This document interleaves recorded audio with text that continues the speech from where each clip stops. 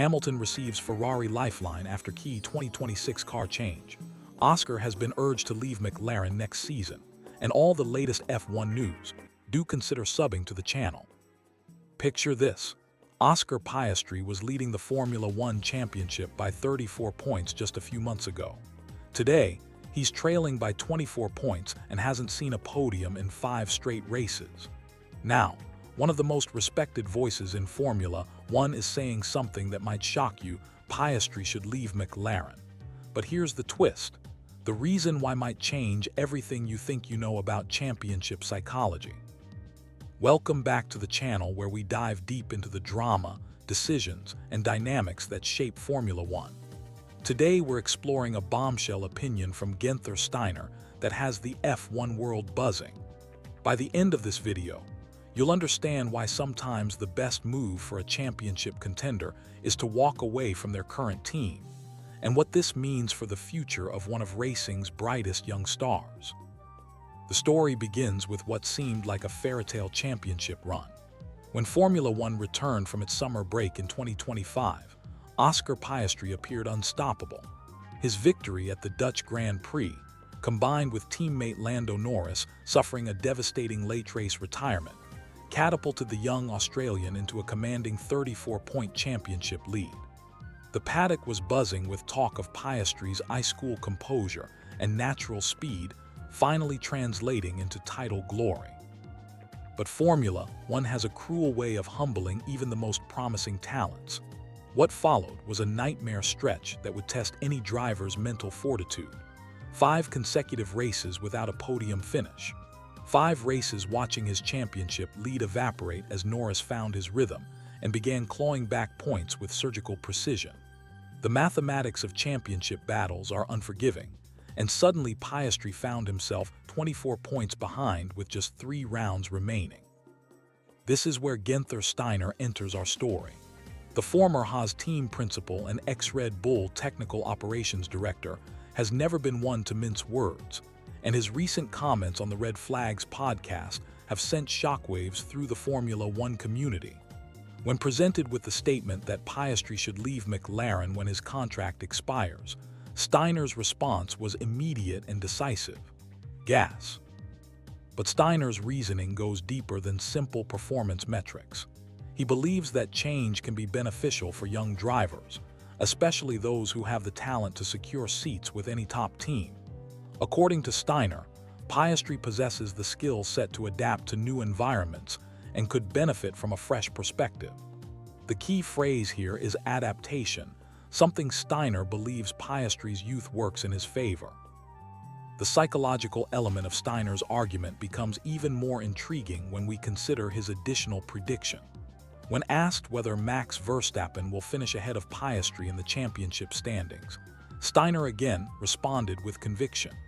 He points to Verstappen's remarkable resilience, particularly his ability to bounce back from adversity, as demonstrated in Brazil, where the Dutch champion recovered from a poor qualifying session to secure another podium finish.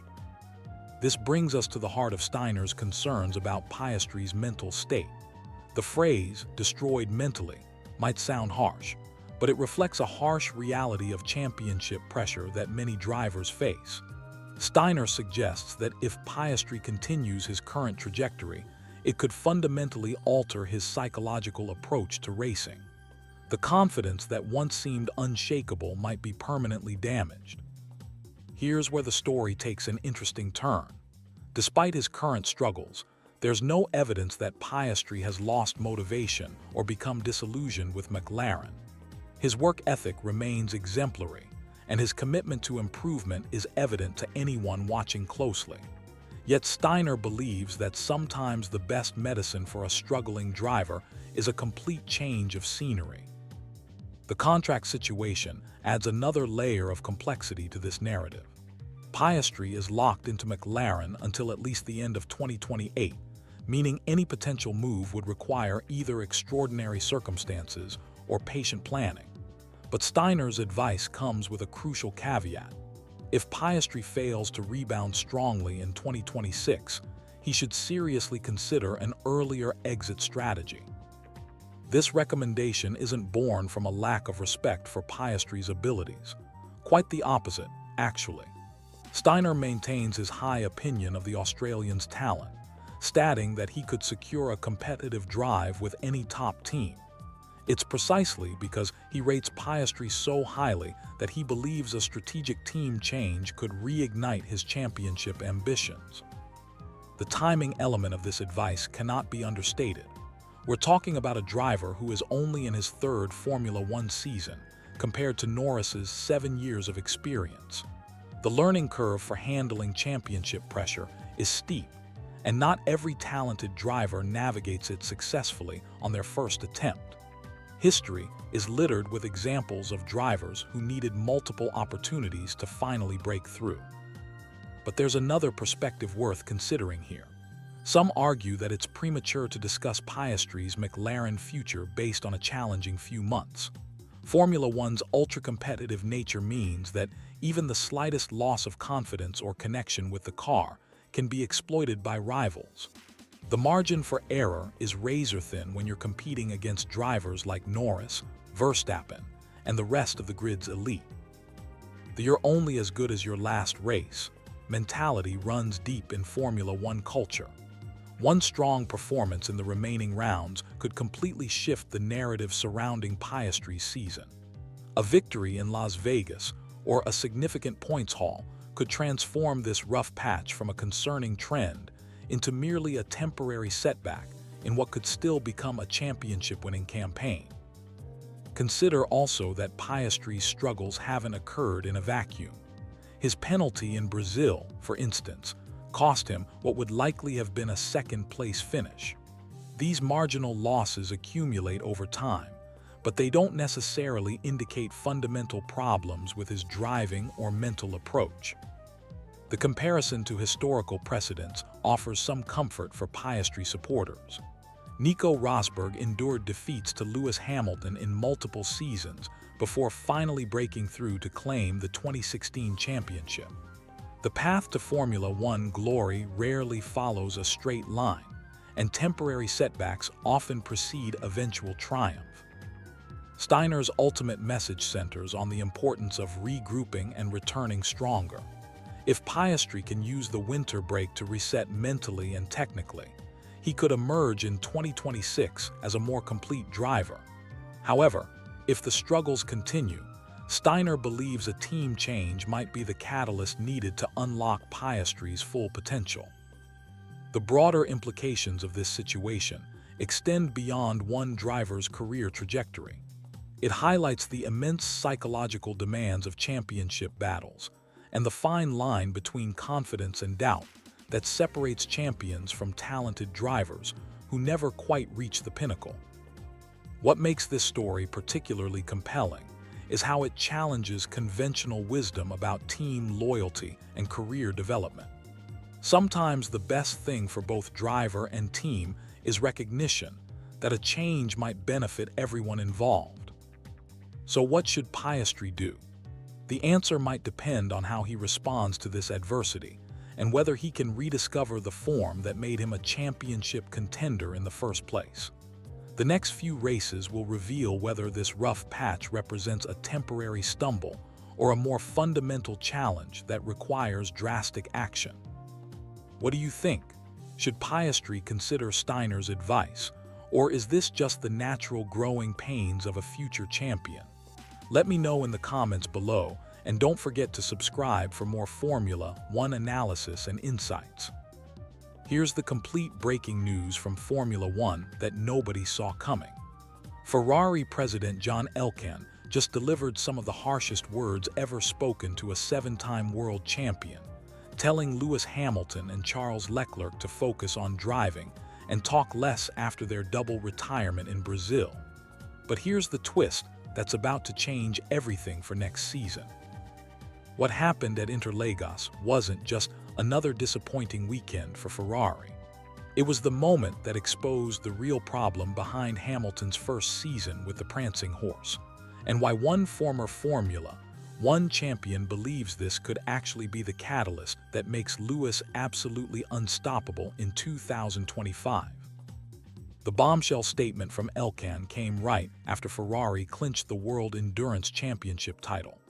While celebrating success in one racing series, the president delivered a reality check that sent shockwaves through the paddock. He praised the mechanics who consistently nail the pit stops and the engineers working tirelessly to improve the car. But then came the brutal assessment that the rest wasn't up to standard. The message was crystal clear when he specifically called out both drivers, demanding they focus on what they're paid to do behind the wheel instead of talking. For Hamilton, a driver who's never been afraid to speak his mind on everything from social justice to team strategy, this public criticism represented something unprecedented in his career. But Juan Pablo Montoya, the former McLaren and Williams driver who knows what it takes to compete at the highest level, sees something completely different in this situation.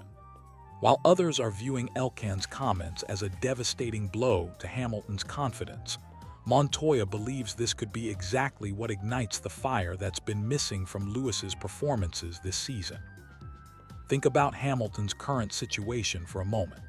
He's facing the very real possibility of finishing a Formula One season without a single podium for the first time in his entire career. He's trailing his teammate Charles Leclerc by 66 points in the championship standings. For a driver who's accustomed to fighting for victories and titles, this has been nothing short of a nightmare scenario. Yet Montoya's analysis reveals why this apparent low point might actually be the turning point Ferrari needs.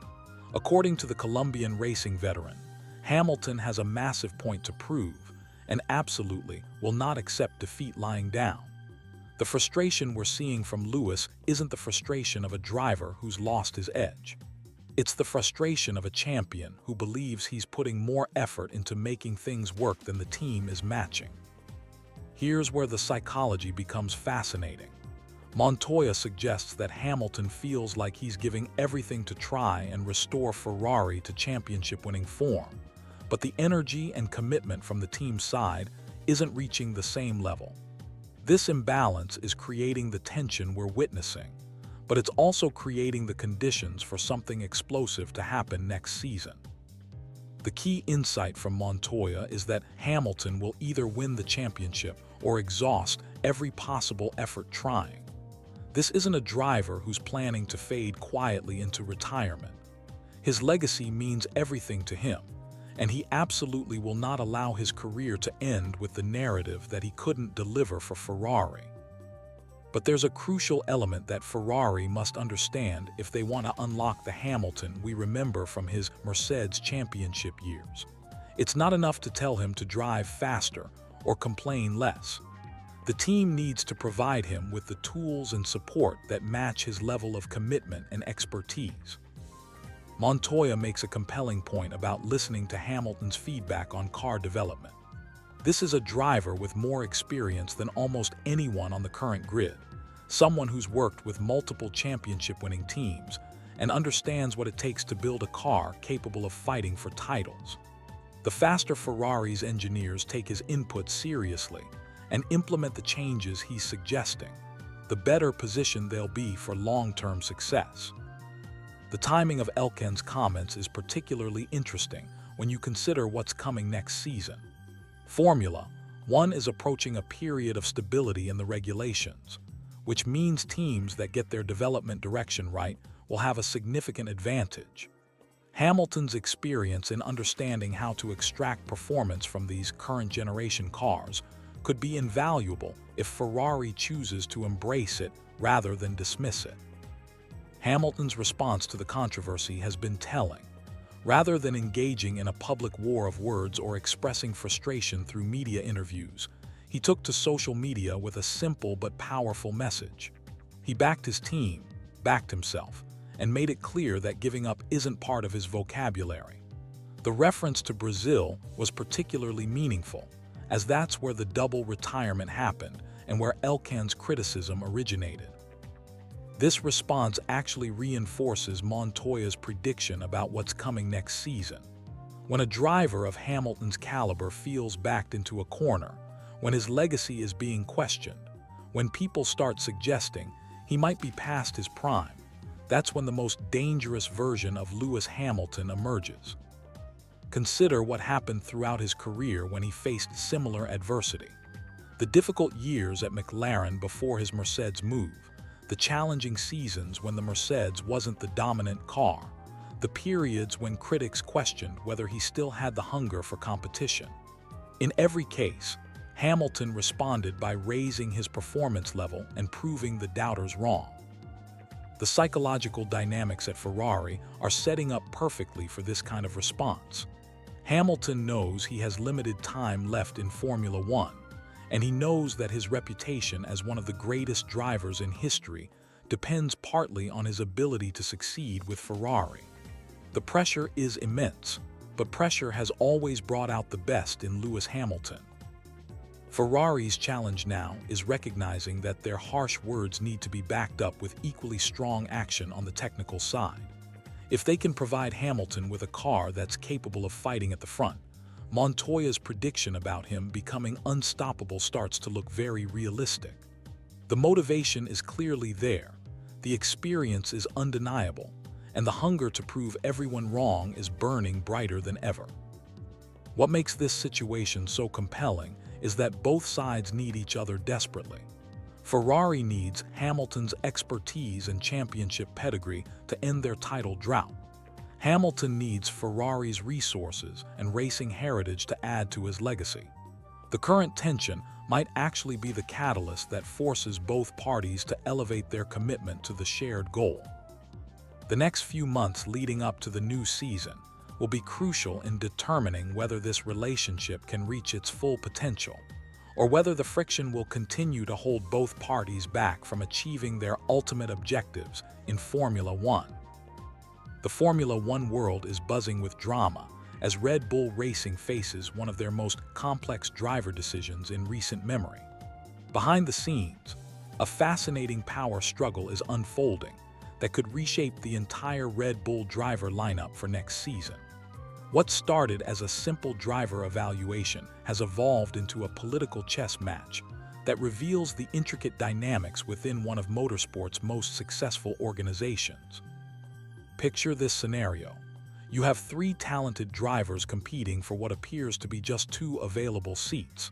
The stakes couldn't be higher, careers hang in the balance, and the decision makers themselves seem divided on which direction to take. This isn't just about lap times and championship points anymore. This is about organizational politics, long-term strategy, and the delicate balance between proven experience and emerging talent. The heart of this story centers around Yuki Tsunoda, the Japanese driver who finally got his shot at the main Red Bull team after years of waiting in the wings. After spending multiple seasons with Racing Bulls, formerly known as AlphaTauri, Tsunoda earned his promotion to partner with Max Verstappen. However, his performance alongside the four-time world champion hasn't quite met expectations, leaving his future uncertain and creating ripple effects throughout the Red Bull driver program. What makes this situation particularly intriguing is the involvement of former Formula One driver Juan Pablo Montoya, who has offered fascinating insights into the internal dynamics at Red Bull. Montoya suggests that the decision about who stays and who goes isn't simply based on performance metrics or racing results. Instead, he believes that organizational politics and power structures within Red Bull are playing a significant role in determining the fate of these drivers. According to Montoya's analysis, the legendary Helmut Marko, Red Bull's motorsport advisor and one of the most influential figures in Formula One driver development, has a clear preference. If the decision were solely up to Marko, Tsunoda would likely be out of the Red Bull family entirely. Montoya estimates that under Marko's sole discretion, there would be a 90% chance of Tsunoda losing his seat. However, the situation has become more complicated due to what Montoya describes as increased political involvement from Red Bull Austria, the parent company. This shift in decision-making authority means that Marko no longer has complete control over driver selections. The Austrian headquarters appears to want more influence over team operations, creating a power dynamic that could ultimately save Tsunoda's career. The complexity deepens when we consider the rising talent waiting in the wings. Arvid Lindblad, currently competing in Formula 2, is widely expected to receive a promotion to Racing Bulls next season. Montoya seems certain about this move, describing Lindblad's advancement as inevitable. This promotion would create a domino effect throughout the Red Bull driver lineup, potentially displacing either Tsunoda or Liam Lawson from their current positions. Lawson, the New Zealand driver who previously had opportunities to showcase his abilities in temporary roles, represents another piece of this intricate puzzle. His trajectory within the Red Bull system has been closely watched, and many observers believed he had strong potential for advancement. However, the current political climate within Red Bull might work against his favor, despite his obvious talent and previous strong performances. The situation becomes even more interesting when we examine Isack Hadjar's potential role in this drama. Reports suggest that Hadjar, another promising talent from the Red Bull Junior program, might be in line for promotion to the main Red Bull team alongside Verstappen. If this promotion materializes, it would essentially push Tsunoda back down to Racing Bulls, assuming he remains within the Red Bull family at all. Montoya's perspective on the ideal solution offers another layer to consider. From his viewpoint, the most logical approach would be to maintain stability by keeping Verstappen and Tsunoda together at Red Bull, while pairing Lawson with the promoted Hadjar at Racing Bulls. This arrangement would reward recent improvements in Tsunoda's performance while providing development opportunities for the younger drivers. The performance data tells an interesting story about Tsunoda's recent form. While his overall statistics might not match Verstappen's dominant numbers, Tsunoda has shown marked improvement in recent races. His ability to score points consistently in multiple recent events suggests that he might be finding his rhythm in the more competitive Red Bull machinery. This improvement trend could be a crucial factor in the decision-making process. What makes this situation particularly compelling is how it illustrates the complex nature of modern Formula One team management. Gone are the days when pure performance was the only consideration for driver selection. Today's decisions must account for political relationships, commercial interests, development timelines, and organizational dynamics that extend far beyond the racetrack. The timing of these decisions also adds pressure to the situation. With the 2026 regulation changes approaching, teams are thinking not just about immediate performance, but also about long-term development and adaptation to new technical requirements. The drivers who ultimately secure seats need to demonstrate not only current speed, but also the potential to grow and adapt as the sport evolves. Christian Horner's previous comments about Tsunoda's situation add context to the current dilemma. His reference to drivers not being able to remain as bridesmaids forever suggests that Red Bull has limited patience for drivers who don't successfully transition from the junior team to title contention at the senior level. This philosophy puts additional pressure on Tsunoda to prove his worth quickly or risk losing his opportunity entirely. The political dimensions that Montoya describes reflect broader changes happening within Red Bull as an organization. The increased involvement of Red Bull Austria suggests a shift toward more centralized decision-making, potentially reducing the autonomy that individual team leaders like Marco have traditionally enjoyed. This organizational evolution could have far-reaching implications beyond just driver selections. For Tsunoda specifically, the stakes couldn't be higher. His journey through the Red Bull system has been longer than most, and this opportunity to race alongside Verstappen represents the culmination of years of development and waiting. The pressure to perform at the highest level while navigating organizational politics creates a challenging environment that tests more than just driving ability. The broader implications of this decision extend throughout the Formula One driver market. The movements within Red Bull often trigger changes at other teams, as displaced drivers seek opportunities elsewhere and teams adjust their own lineup strategies accordingly. The resolution of Red Bull's driver situation will likely influence decisions across multiple teams. As we await the final resolution of this complex situation, one thing remains clear. The modern Formula One landscape requires drivers to excel not only on track, but also in navigating the political and commercial realities of elite motorsport. The ultimate decision about Tsunoda, Lawson, and the emerging talents will reveal much about Red Bull's priorities and organizational direction for the future. The coming weeks will determine whether politics or performance ultimately prevails in this fascinating chapter of Red Bull's ongoing evolution. What if I told you that sometimes your biggest weakness can become your greatest strength? Carlos Sainz just revealed something fascinating about his Williams car after the Brazilian Grand Prix that could completely flip the script for Las Vegas. And trust me, this insight goes way deeper than just one race result. So here's what happened. Carlos Sainz had what you could call a nightmare weekend in Brazil. We're talking about a driver who's been carrying Williams on his shoulders this season, suddenly finishing 13th after an early collision with Lewis Hamilton left him racing with a damaged front wing. His teammate Alex Albon didn't fare much better, grabbing 11th place. No points for Williams, marking their third consecutive pointless weekend. But here's where it gets interesting. Instead of just sulking about the poor result, Sainz did something that shows why he's such a valuable asset to any team. He analyzed exactly what went wrong and identified a very specific weakness in the Williams car. And this weakness might just be the key to understanding why Las Vegas could be a completely different story. Let me paint you a picture of what makes Interlagos so challenging. This Brazilian circuit is one of the shortest laps on the Formula One calendar, but don't let that fool you into thinking it's simple.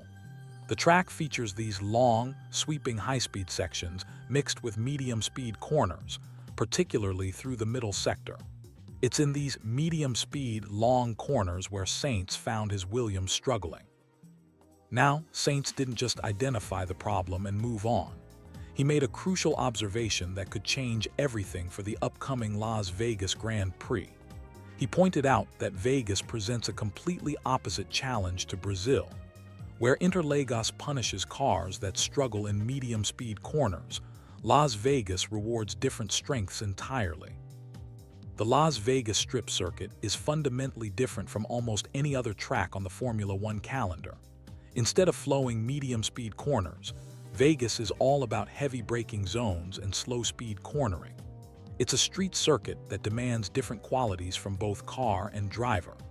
The cars that dominated in Brazil might find themselves struggling in Vegas, while teams like Williams could discover their weakness has transformed into their strength.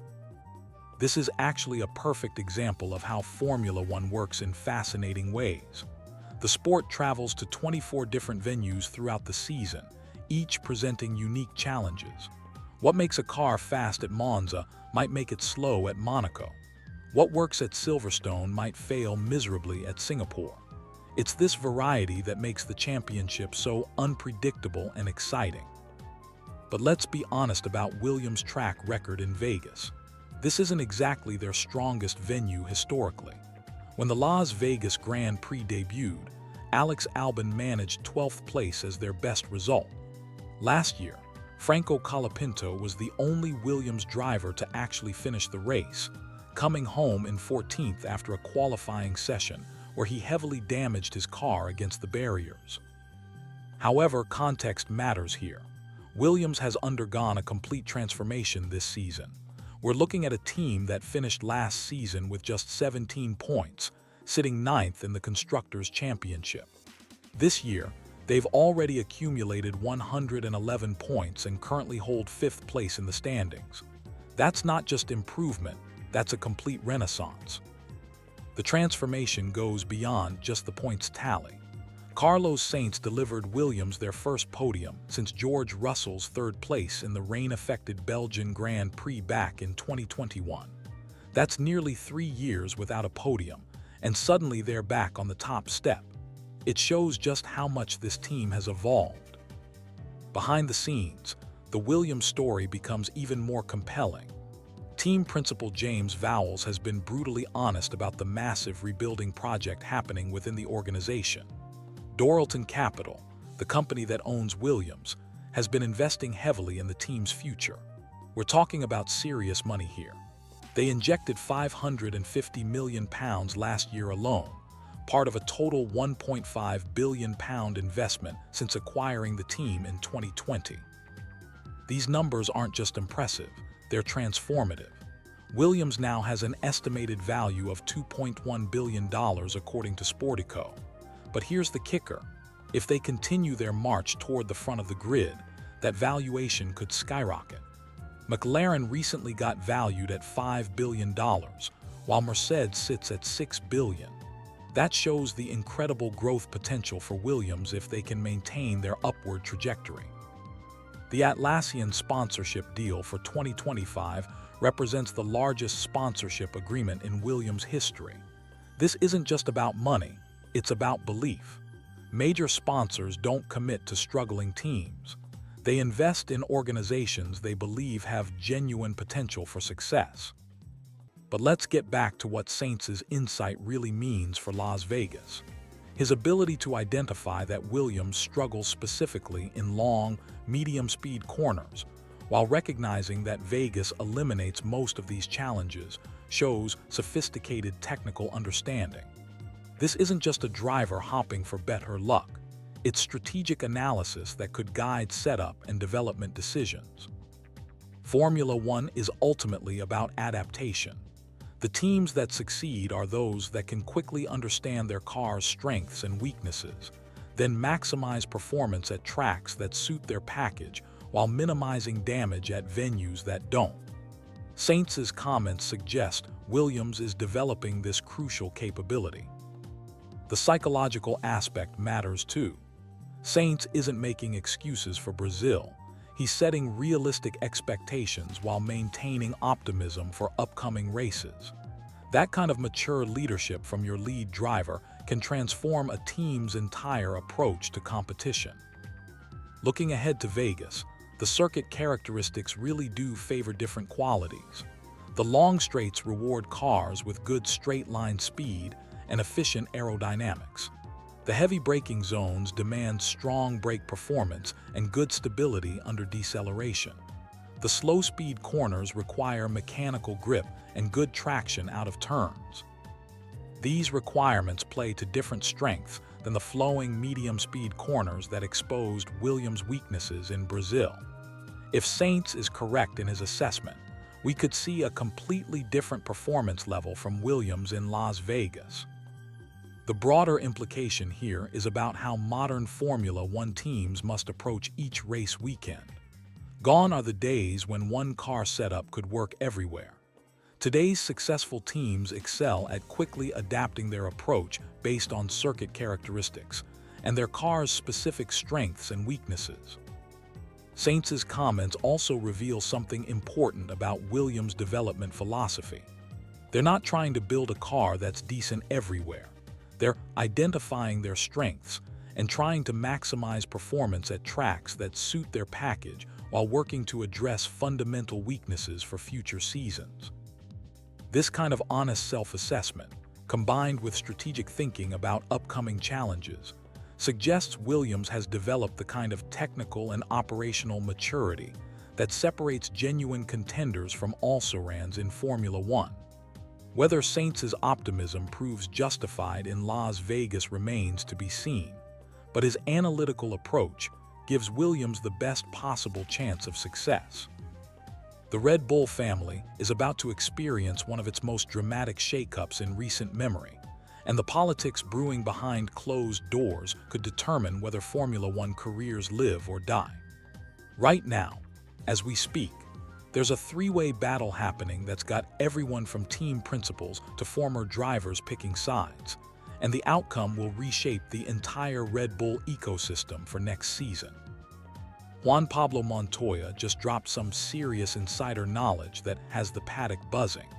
The former McLaren and Williams driver is absolutely convinced that Red Bull Jr. Arvid Lindblad is getting promoted to Racing Bulls next season.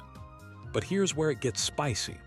This promotion creates a domino effect that puts both Yuki Tsunoda and Liam Lawson in the crosshairs, fighting for their Formula One futures.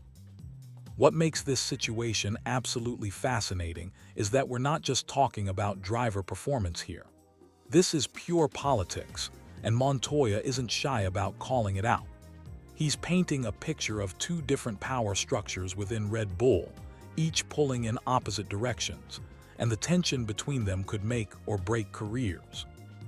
On one side, you have Helmut Marko, Red Bull's motorsport advisor, and the man who's been the kingmaker for years. Montoya claims that if Marko had complete control, Tsunoda would be gone with 90% certainty. That's not exactly a ringing endorsement from one of the most influential figures in modern Formula One driver development. But here's where the plot thickens. Red Bull Austria apparently wants more control over team decisions, creating this internal power struggle that's turning driver selections into a chess match between different factions within the same organization. It's like watching Game of Thrones, but with racing overalls instead of medieval armor. The situation becomes even more complex when you look at what's happening with the main Red Bull team.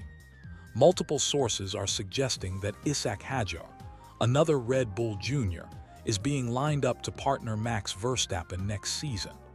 If that happens, it would push the current Red Bull drivers down the pecking order, creating this cascading effect throughout the entire Red Bull driver program. Think about the mathematics here for a second. Red Bull and Racing Bulls combined have 3 seats available. 4 drivers are in contention. Someone's going home, and that someone might be more talented than the person who gets to stay, simply because of politics and power plays happening in boardrooms we never see. Montoya's analysis gets really interesting when he breaks down the actual performance data. He argues that Tsunoda has been doing solid work compared to what anyone else has achieved in that Red Bull car. The Japanese driver has managed 4-point scoring finishes in his last 7 races, bringing his season total to 28 points. Sure, that's nowhere near Verstappen's championship-winning form, but it represents genuine improvement and consistency. What's particularly intriguing is Montoya's suggestion that Tsunoda deserves more time to fully adapt to the Red Bull machinery. With Formula One introducing completely new regulations for the upcoming seasons, there's an argument that experience and familiarity with the team's working methods could be more valuable than raw speed alone. The former McLaren driver makes a compelling case that keeping Tsunoda makes logical sense from a pure performance standpoint. Both Lawson and the potential incoming rookies are scoring points, which suggests the current driver lineup is actually working. But logic and Formula One politics don't always align, especially when there are competing interests within the same organization. Here's what makes this situation particularly cruel for Tsunoda. The Japanese driver has been the perpetual bridesmaid in the Red Bull family. He's been consistently solid, never spectacular enough to force his way into the top team, but never bad enough to justify dropping him entirely. Christian Horner previously made it clear that Racing Bulls isn't a retirement home for drivers who can't make the step up. You either progress or you're moved on. The timing of all this drama is particularly harsh. Tsunoda finally got his shot at the main Red Bull team this season, partnering Verstappen after years of waiting in the wings. While his performance hasn't been championship caliber, it's shown steady improvement and professionalism. Now, just as he's finding his rhythm, political maneuvering threatens to undo all that progress. What's fascinating about Montoya's insider perspective is how he describes the current decision-making process as fundamentally different from previous years. The implication is that Marko's traditional authority is being challenged by other power centers within the Red Bull organization, creating uncertainty about how these crucial decisions will actually be made. The ripple effects of these decisions extend far beyond just the Red Bull family. If Tsunoda does get pushed out, his options in Formula One become extremely limited. There was talk of a potential reserve role with Aston Martin, given Honda's upcoming partnership with the Silverstone-based team, but recent developments have complicated that possibility. For Lawson, the situation is equally precarious. The New Zealand driver has shown flashes of brilliance during his limited opportunities, but he's caught in this political crossfire that has nothing to do with his actual driving ability. His future could be determined by boardroom negotiations rather than lap times. The most certain element in this entire mess appears to be Lindblad's promotion. The Formula 2 driver has impressed in the junior categories, and Montoya seems absolutely convinced that his step up to Racing Bulls is a done deal. This suggests that Red Bull's long-term development program is working as intended, even if the politics surrounding existing drivers is creating chaos. What makes this story so compelling is how it reveals the often invisible forces that shape Formula One careers. Fans see the on-track battles, the qualifying sessions, the race results. But behind the scenes, there are power struggles, political alliances, and strategic considerations that can be just as important as pure driving talent. The next few weeks will be absolutely crucial for everyone involved in this situation.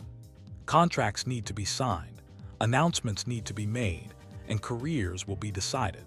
Whether it's Red Bull politics or Red Bull performance metrics that ultimately determine these outcomes, one thing is certain.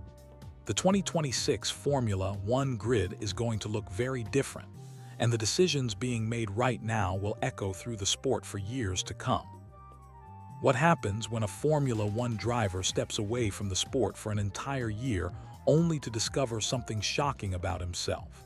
Today we're diving into Sergio Perez's bombshell revelation that's got the entire paddock talking, and trust me, you won't see this twist coming. Picture this. You're one of the fastest drivers on the planet, racing wheel-to-wheel with legends like Max Verstappen, earning millions, living the dream that millions can only fantasize about. Then suddenly, you're watching from your couch as your former teammates battle it out on track. Most people would call that a nightmare, but for Sergio Perez, it became the wake-up call he never knew he needed. After 11 months away from Formula One, Perez just completed his comeback test with Ferrari, and what he revealed about his final months at Red Bull will change how you think about pressure, motivation, and the brutal reality of elite motorsport. But before we get to that revelation, let me paint you the complete picture of how one of racing's most respected drivers found himself questioning everything he thought he knew about his career. The Mexican driver's journey reads like a Hollywood script.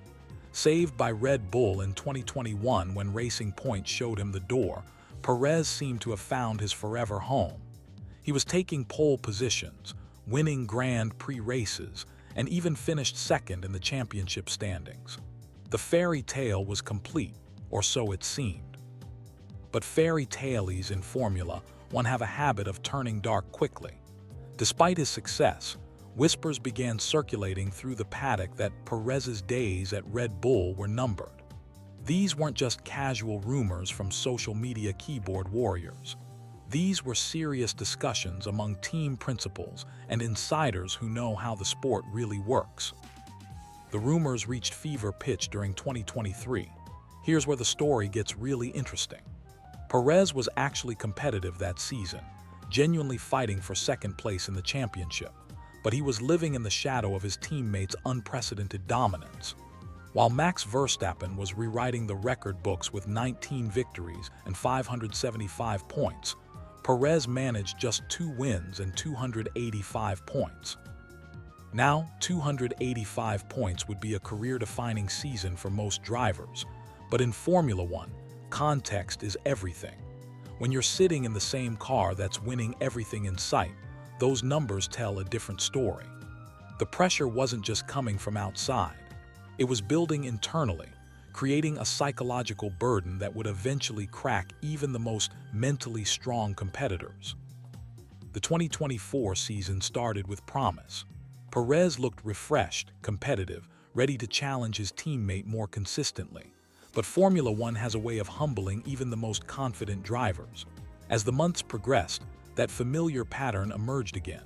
Strong starts followed by mysterious pace drops, qualifying struggles that seemed to come from nowhere, race performances that left everyone, including Perez himself, scratching their heads.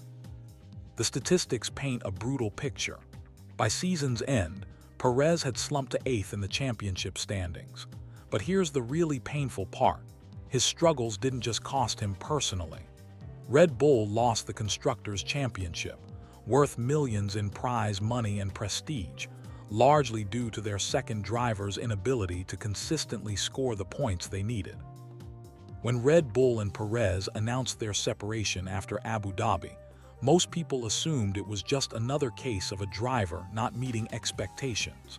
The timing meant Perez couldn't secure a seat elsewhere for 2025, forcing him into an unexpected sabbatical year. What nobody anticipated was how this apparent setback would become the best thing that could have happened to him. This is where Perez's recent revelation gets really fascinating. After completing his Ferrari test at Imola, putting in his first laps in a Formula One car in nearly a year, he opened up about something that even his closest supporters probably didn't realize was happening during those final months at Red Bull. The 35-year-old Mexican admitted that he had developed what he called a bit of demotivation during his last 6 months with the team. Think about that for a moment. This is a professional athlete at the absolute pinnacle of motorsport, earning a salary most people can't even comprehend, and he was losing his passion for the very thing that defined his entire identity. But here's what makes this revelation so powerful. Perez didn't recognize it at the time. He was so caught up in the relentless cycle of racing, practicing, traveling, and dealing with constant speculation about his future that he couldn't step back and see what was happening to his mental state.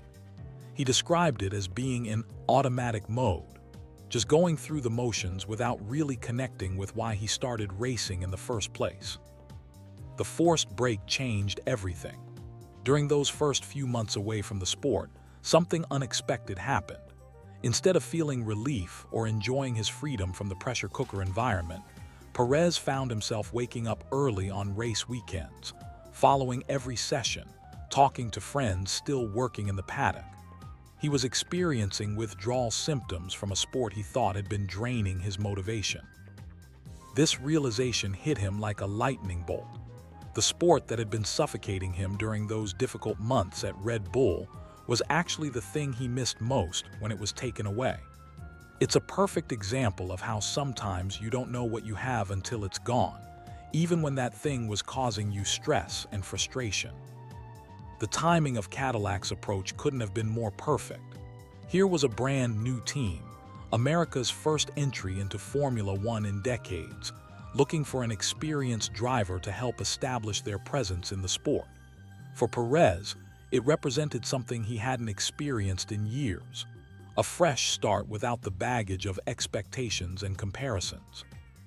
What's really striking about Perez's comments is his perspective on this entire experience. He now calls his year away a dream scenario, the chance to step back, recharge, and rediscover his love for racing after 15 years in the sport. It's given him what he describes as all the energy again, for what he sees as his final chapter in Formula One. The Ferrari test itself was shrouded in secrecy, with Perez lapping Imola in a blacked-out SF23. While no official times were released, sources suggest his pace was impressive, running in the low 1:16s rather than the slower times that appeared on social media. But the real story wasn't about lap times, it was about a driver rediscovering his passion. Perez's honesty about his mental state during those final Red Bull months reveals something important about the psychological demands of Formula One. These drivers aren't just athletes. They're human beings dealing with incredible pressure, constant scrutiny, and the knowledge that their entire career can change based on tenths of seconds on a stopwatch. The fact that someone as experienced and successful as Perez could lose motivation without even realizing it shows how the sport can gradually wear down even the strongest competitors. But his story also demonstrates the power of perspective, and the importance of stepping away when necessary, even if that step away isn't voluntary. Now, as Perez prepares for his Cadillac adventure, he's approaching it with the enthusiasm of someone who's remembered why they fell in love with racing in the first place. He sees this as his big final project in Formula One, and he's determined to prove that sometimes the best comebacks happen after the darkest periods. The message from Perez's experience is clear: burnout can happen to anyone, even those living their dream job. But sometimes, losing something temporarily is exactly what you need to appreciate its true value. His revelation about those final Red Bull months isn't just about one driver's struggle. It's a window into the human side of a sport that often forgets its participants are more than just racing machines. What do you think about Perez's honest admission? Have you ever experienced something similar in your own life where stepping away helped you rediscover your passion? Let me know in the comments below. And don't forget to subscribe for more behind-the-scenes Formula One stories that reveal the human drama behind the helmets. One of Formula One's most successful team principals just showed up in New York City, and the racing world is buzzing with questions about what he's planning next. When Christian Horner was spotted walking the streets of Manhattan this week, it wasn't just a casual sighting that caught everyone's attention. This isn't your typical holiday snapshot. After orchestrating 8 drivers' championships and 6 constructors' titles during his 2-decade reign at Red Bull Racing, Horner's every move carries weight in the paddock. His unexpected departure from the energy drinks giant earlier this year sent shockwaves through Formula One, leaving fans and industry insiders wondering what comes next for one of the sport's sharpest strategic minds. The timing of this New York appearance feels anything but coincidental. While Horner maintains a relatively low profile during his mandatory gardening leave period, sources suggest he's been anything but idle behind the scenes. The former Red Bull boss has reportedly already assembled a war chest of investors eager to back his next venture, with financial backing estimated to be sufficient for acquiring any current team on the grid. Think about that for a moment. In today's Formula One landscape, where team valuations have skyrocketed beyond all expectations, having enough backing to purchase any existing operation represents serious money. McLaren's recent share transactions valued that team at $5 billion, while Mercedes Grand Prix carries an estimated worth of $6 billion. These aren't small-time investments we're talking about. But here's where it gets really interesting. Industry whispers suggest Horner isn't simply looking to return as a traditional team principal. His sights are set higher, focusing on CEO roles and establishing strategic direction for an entire organization. This represents a natural evolution for someone who transformed Red Bull from Jaguar's struggling remnants into Formula One's most dominant force of the modern era. The million-dollar question everyone's asking is whether Horner will create something entirely new or acquire an existing operation. His track record strongly favors the former approach.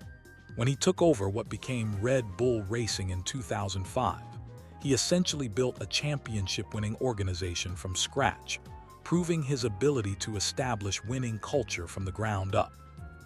New York's significance in this story extends beyond simple tourism. The city serves as headquarters for several major investment groups, including those with existing stakes in current Formula One teams. Alpine's external investors, including Otro Capital and Redbird Capital, maintain New York offices and represent nearly a quarter of that team's ownership. With Alpine currently struggling at the bottom of the Constructors' Championship, questions about investor patience naturally arise. The financial mathematics are compelling from an investment perspective. These groups invested $218 million in Alpine during 2023, valuing the team at roughly $900 million at that time. Current estimates suggest that valuation has tripled to approximately $3 billion, potentially delivering returns exceeding 130% if they chose to exit now. Horner's negotiated departure from Red Bull reportedly netted him around $100 million personally, providing significant personal capital alongside his assembled investor group. The conditions of his exit allow him to return to competitive Formula One by mid-2026, creating a clear timeline for any potential new venture. Meanwhile, the sport's governing body appears increasingly open to expansion. FIA President Mohammed bin Sulayem has indicated interest in opening expressions of interest phases for new teams, particularly those backed by major automotive manufacturers. His comments about Chinese original equipment manufacturers like BYD suggest appetite for truly global expansion of the Formula One grid. The existing team landscape presents several intriguing possibilities. Alpine's financial restructuring, evidenced by reducing their issued share capital from £41 million to £13.1 million, typically indicates companies addressing overcapitalization or managing losses. Such moves often precede ownership changes or major strategic shifts. Aston Martin seemed like a natural landing spot given Horner's strengthened relationship with technical genius Adrian Newey, who recently joined the Silverstone-based team. However, CEO Andy Cowell definitively ruled out any operational or investment role for Horner in September, closing that particular door.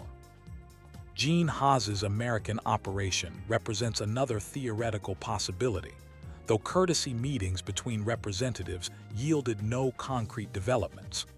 Haas remains committed to maintaining full ownership and operational control of his team, leaving little room for Horner's ambitions. The most fascinating scenario involves creating an entirely new Formula One team. Horner's proven ability to build championship-caliber organizations from virtually nothing makes this the most compelling option. His meetings with Formula One CEO Stefano Domenicali and social dinners with key figures like Mohammed bin Sulayem suggest serious discussions about grid expansion. Consider the broader context driving these conversations. Formula One's exploding global popularity, particularly in the United States and Asia, creates compelling business cases for additional teams. The sport's Netflix-driven mainstream appeal has attracted investment interest from sectors previously uninterested in motorsport. Horner's timing couldn't be better from a strategic standpoint. The 2026 regulation changes represent the biggest technical shakeup in years, potentially leveling the competitive playing field. New power unit regulations and aerodynamic rules could minimize existing teams' advantages, creating opportunities for well-funded newcomers to compete immediately. The technical talent pool has never been deeper, with experienced engineers and designers available as teams restructure and reorganize. Horner's reputation for identifying and developing talent means he could quickly assemble world-class technical leadership for any new venture. Manufacturing partnerships represent another crucial element. Major automotive brands increasingly view Formula One as essential marketing platforms, creating potential technical partnerships for new teams. The shift towards sustainable fuels and hybrid technologies aligns with manufacturer priorities across multiple industries. What makes Horner's situation unique is his combination of proven success, available capital, and perfect timing. Few individuals in motorsport history have demonstrated comparable ability to build championship-winning organizations while maintaining the political relationships necessary for navigating Formula One's complex landscape. His New York appearance might seem mysterious, but it likely represents continued relationship building with potential investors, partners, or stakeholders. The city's status as a global financial center makes it the perfect location for high-level discussions about Formula One's future. The implications extend beyond Horner's personal ambitions. His return could reshape the entire competitive landscape, potentially creating new rivalries and shifting existing power dynamics. Other team principals surely watch these developments closely, understanding that Horner's next move could significantly impact their own operations. Formula One fans should prepare for significant announcements in the coming months. Horner's methodical approach suggests he won't rush into decisions, but his track record indicates that when he does move, the results tend to be spectacular. Whether that means acquiring an existing team or building something entirely new from scratch, the sports landscape could look dramatically different within the next few years. The mystery surrounding his New York visit will likely resolve itself soon enough. But the broader story of Horner's Formula One return promises to be one of the sport's most compelling narratives heading into the next regulatory cycle.